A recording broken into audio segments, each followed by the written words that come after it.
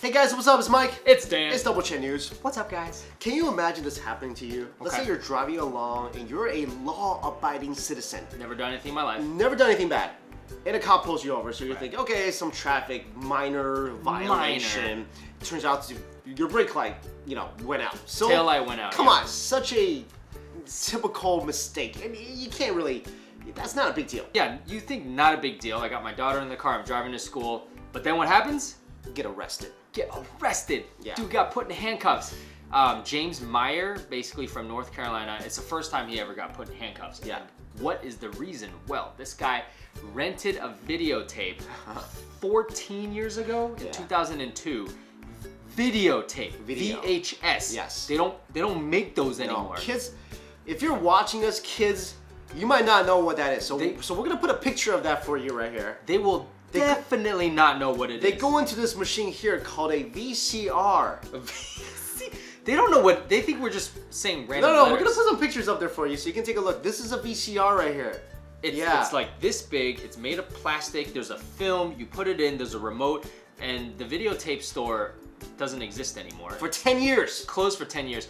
But guys, all right, it sounds extreme. It's not as extreme as it sounds in America, because what happens, you guys gotta understand. So when the cops didn't chase this guy down because he they weren't like, let's go get him, he hasn't returned. No, they pulled him over for a legitimate reason. His taillight was broken. And in America, anybody can have a warrant out for their arrest. Yeah.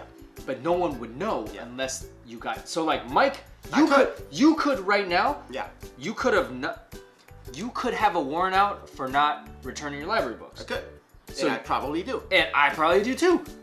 I actually one time racked up in the New York City Library. I didn't return books for 7 years.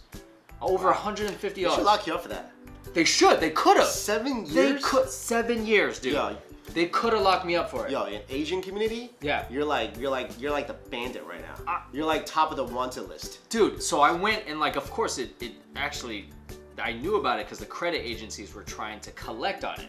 But I was like, whatever, it's not a big deal. Had I known this could have happened to me, I would have waited like years ago to pay it. Not to mention it was like $100. Yo, I hope you get arrested. Don't return your library books and you're like, that's not a big deal. What if other people want to read? You're stopping other people from reading.